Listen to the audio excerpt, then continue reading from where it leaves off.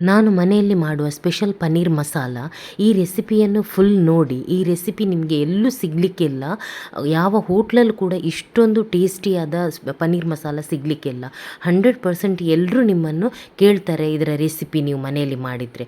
ನಾನು ಇದಕ್ಕೆ ನೋಡಿ ಕಿಸ್ಮಿಸ್, ತಿಲ್ ಮತ್ತು ಮಖಾನ ಇದನ್ನು ಸೋಕ್ ಮಾಡ್ತೇನೆ ಸ್ವಲ್ಪ ಹೊತ್ತು. ಮತ್ತು ಇಲ್ಲಿ ಧನಿಯಾ, ಜೀರಾ, ಸೋಂಪು, ಚಕ್ಕೆ ಮತ್ತೊಂದು ಏಲಕ್ಕಿ, ಇದು ಜಾವಿತ್ರಿಯನ್ನು ಹೇಳ್ತಾರಲ್ಲ ಇದೊಂದು ಸ್ವಲ್ಪನೇ ಹಾಕ್ತೇನೆ. ಅದನ್ನು ಡ್ರೈ ರೋಸ್ಟ್ ಮಾಡಿ ಪೌಡ್ರ್ ಮಾಡಿ ಎಲ್ಲ ಇಟ್ಕೊತೇನೆ. ಅಲ್ಲಿ ಸೋಕ್ ಮಾಡಿದಂಥ ಮಖಾನ ಉಂಟಲ್ಲ, ಅದು ಮಖಾನ, ಕಿಸ್ಮಿಸ್, ತಿಲ್ ಇದರದ್ದು ಪೇಸ್ಟ್ ಮಾಡಿ ಇಟ್ಕೊತೇನೆ. ಎಲ್ಲ ಮಾಡಿ ಇಟ್ಕೊಳ್ಳಿ. ಸ್ವಲ್ಪ ಹೊತ್ತು ಒಂದು 5 ನಿಮಿಷ ನೆನೆದ್ರೆ ಸಾಕು, ಜಾಸ್ತಿ ಹೊತ್ತು ಬೇಕು ಅಂತೆಲ್ಲ. ನಂತರ ಇಲ್ಲಿ ಆನಿಯನನ್ನು 3 ಆನಿಯನನ್ನು ಫ್ರೈ ಮಾಡಿ ತಗೊಂಡಿದ್ದೇನೆ. ಇದರದ್ದು ಸ್ವಲ್ಪ ತಗೊಂಡ್ಬಿಟ್ಟು ನಾನು ಪೇಸ್ಟ್ ಮಾಡಿ ಇಡ್ತೇನೆ. ಮತ್ತೊಂದು ಸ್ವಲ್ಪ ಲಾಸ್ಟಿಗೆ ನಮಗೆ ಗಾರ್ನಿಷಿಂಗ್ಗೆ ಬೇಕಾಗ್ತದೆ. ಅದಕ್ಕೆ ಎಲ್ಲ ಸಪ್ರೇಟಾಗಿ ತೆಗೆದಿಟ್ಕೊಳ್ಬೇಕು. ಅಂದರೆ ಹೆಚ್ಚು ಉಳಿದರೆ ಬೇರೆ ಮಸಾಲಕ್ಕೆ ಯಾವುದಾದ್ರೂ ಯೂಸ್ ಆಗುತ್ತೆ, ಬೇರೆ ಗ್ರೇವಿ ಮಾಡುವಾಗ.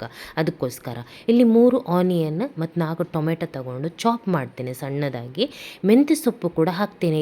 ಇದಕ್ಕೆ ನೀವು ಮೆಂತ್ಯ ಸೊಪ್ಪು ಹಾಕಿದ್ರೇ ಟೇಸ್ಟ್ ಬರೋದು. ಫ್ರೆಶ್ ಮೆಂತ್ಯ ಸೊಪ್ಪು ಇಲ್ಲ ಅಂದರೆ ಪರವಾಗಿಲ್ಲ, ಕಸೂರಿ ಮೇಥಿ ಹಾಕ್ಬೋದು. ಆದರೆ ಫ್ರೆಶ್ ಮೆಂತ್ಯ ಸೊಪ್ಪೇ ಟೇಸ್ಟ್ ಕೊಡೋದು. ಫಸ್ಟಿಗೆ ನಾವು ಎಣ್ಣೆಯಲ್ಲಿ ಮೆಂತ್ಯ ಸೊಪ್ಪನ್ನು ಉರಿಬೇಕು, ಅದರ ನಂತರ ಆನಿಯನ್ ಹಾಕಬೇಕು. ಇಲ್ಲಿ ನಾನು ಪನ್ನೀರನ್ನು ಕೂಡ ಸ್ವಲ್ಪ ಮಸಾಲ ಹಾಕಿಬಿಟ್ಟು, ರೆಡ್ ಚಿಲ್ಲಿ, ಸಾಲ್ಟ್ ಹಾಕಿಬಿಟ್ಟು ಫ್ರೈ ಮಾಡ್ತೇನೆ. ನಂತರ ಇದನ್ನು ಕಟ್ ಮಾಡ್ತೇನೆ ಚಿಕ್ಕ ಚಿಕ್ಕ ಪೀಸಾಗಿ. ಫಸ್ಟ್ ಹೀಗೇನೆ ನಾನು ಫ್ರೈ ಮಾಡ್ತೇನೆ. ಈ ಕಡೆಯಿಂದ ಆನಿಯನ್ ಕೂಡ ಫ್ರೈ ಆಯಿತು. ನಂತರ ನಾವು ಜಿಂಜರ್ ಗಾರ್ಲಿಕ್ ಪೇಸ್ಟ್ ಹಾಕಬೇಕು. ಆನಿಯನ್ ಹಾಕೋದಕ್ಕಿಂತ ಮುಂಚೆ ನೀವು ಮೆಂತ್ಯ ಸೊಪ್ಪು ಹಾಕಿ ಚೆನ್ನಾಗಿ ಫ್ರೈ ಮಾಡಿ, ಒಳ್ಳೆ ಅರೋಮ ಕೊಡ್ತದೆ. ನಂತರ ಚಾಪ್ ಮಾಡಿದಂಥ ಟೊಮೆಟೊ, ಸಾಲ್ಟ್ ಸ್ವಲ್ಪ, ಹಲ್ದಿ ಸ್ವಲ್ಪ ಹಾಕಿಬಿಟ್ಟು ಮುಚ್ಚಳ ಮುಚ್ಚಿಬಿಟ್ಟು ಬೇಯಿಸಿ ಚೆನ್ನಾಗಿ. ಟೊಮೆಟೊ ಬೇಯಬೇಕು, ಸಾಫ್ಟ್ ಆಗಬೇಕು. ಅದರ ನಂತರ ರೆಡ್ ಚಿಲ್ಲಿ ಪೌಡರ್ ಮತ್ತು ಇಲ್ಲಿ ನಾನು ಮಸಾಲ ಪೌಡ್ರ್ ಹುರಿದಿಟ್ಟು ಪೌಡ್ರ್ ಮಾಡಿದ್ದೇನಲ್ಲ ಅದನ್ನು ಕೂಡ ಹಾಕ್ತೇನೆ. ಇದು ಆನಿಯನ್ ಇದು ಪೇಸ್ಟ್, ಅಂದರೆ ಬ್ರೌನ್ ಕಲರ್ ಆಗಿ ಫ್ರೈ ಮಾಡಿದ್ದೇವಲ್ಲ ಆನಿಯನನ್ನು, ಅದರ ಪೇಸ್ಟ್. ಇದು ಗ್ರೇವಿಗೆ ಒಳ್ಳೆ ಟೇಸ್ಟ್ ಕೊಡ್ತದೆ. ನಂತರ ಇಲ್ಲಿ ಮಖಾನ, ವೈಟ್ ತಿಲ್ಲಿದು ಪೇಸ್ಟ್ ಅದು ಕೂಡ ಹಾಕ್ತಾ ಇದ್ದೇನೆ. ಕಿಸ್ಮಿಸ್ ಹಾಕಿದರೆ ಸ್ವಲ್ಪ ಸ್ವೀಟ್ ಟೇಸ್ಟ್ ಕೊಡ್ತದೆ, ಅದಕ್ಕೋಸ್ಕರ ಒಳ್ಳೆ ಟೇಸ್ಟ್ ಕೊಡ್ತದೆ. ಅದಕ್ಕೆ ಹಾಕಿ ಕಿಸ್ಮಿಸ್ ಇದ್ದರೆ, ಇಲ್ಲಾಂದರೆ ಬೆಲ್ಲ ಹಾಕ್ಬೋದು. ಮತ್ತು ಎಷ್ಟು ಬೇಕೋ ಅಷ್ಟು ನೋಡಿಕೊಂಡು ನೀರು ಹಾಕಬೇಕು, ಜಾಸ್ತಿ ತೆಳು ಮಾಡಬೇಡಿ. ಇದು ತಿಕ್ ಆಗುವಂಥ ಪೇಸ್ಟ್, ಮಸಾಲ ಥರ ತುಂಬ ತಿಕ್ ಆಗುತ್ತೆ ಅದು ಗ್ರೇವಿ ಬಾಯ್ಲ್ ಆಗಿ, ಯಾಕೆಂದರೆ ಎಲ್ಲ ಪೇಸ್ಟ್ ಹಾಕಿದ್ದೇವೆಲ್ಲ ತಿಕ್ಕಾಗುತ್ತೆ. ಈಗ ಸ್ವಲ್ಪ ಸಾಲ್ಟ್ ಹಾಕ್ತಾ ಇದ್ದೇನೆ, ಆಗ ಕೂಡ ಹಾಕಿದ್ದೇನೆ, ಈಗ ಸ್ವಲ್ಪ ನೋಡಿಕೊಂಡು ಹಾಕ್ತಾ ಇದ್ದೇನೆ. ನಂತರ ಕಟ್ ಮಾಡಿದ ಪನ್ನೀರ್ ಕೂಡ ಹಾಕ್ತಾ ಇದ್ದೇನೆ.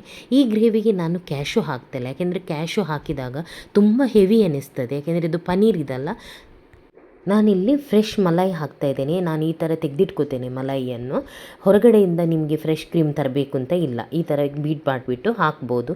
ತುಂಬಾ ಟೇಸ್ಟಿಯಾಗಿ ಬರ್ತದೆ ಇದು. ಇದಕ್ಕೆ ಏನು ಹೆಸರು ಇಡೋದು ಅಂತ ಗೊತ್ತಿಲ್ಲ, ಯಾಕೆಂದರೆ ನನಗೆ ಹೇಗೆ ಮನಸ್ಸಿಗೆ ಬರುತ್ತೋ ಆ ಥರ ಗ್ರೇವಿ ಟೇಸ್ಟಿಯಾಗಿ ಮಾಡೋದು. ನಾನಿಲ್ಲಿ ನೋಡಿ ಬರಿಸ್ಟ ಕೂಡ ಲಾಸ್ಟಿಗೆ ಆ್ಯಡ್ ಮಾಡ್ತಾ ಇದ್ದೇನೆ.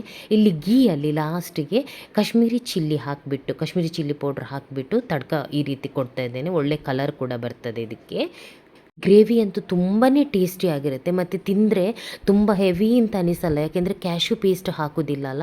ವೈಟ್ ತಿಲ್ ಮಖಾನ ಸ್ವಲ್ಪ ಲೈಟಾಗಿರುತ್ತೆ, ತುಂಬಾ ಚೆನ್ನಾಗಿ ಬರ್ತದೆ. ನಿಮಗೆ ಯಾವ ಹೋಟ್ಲಲ್ಲೂ ಕೂಡ ನಿಮಗೆ ಇಷ್ಟು ಟೇಸ್ಟಿಯಾದ ಪನ್ನೀರ್ ಮಸಾಲ ಸಿಗಲಿಕ್ಕೆಲ್ಲ ಅವರು ಅಂದರೆ ಟೇಸ್ಟ್ ಮೇಕರೆಲ್ಲ ಹಾಕಿ ನಿಮಗೆ ಟೇಸ್ಟ್ ಮಾಡೋದು. ಮನೆಯಲ್ಲಿ ನಾವು ಏನು ಹಾಕದೆ ಇಷ್ಟು ಟೇಸ್ಟಿಯಾಗಿ ಮಾಡ್ಬೋದು.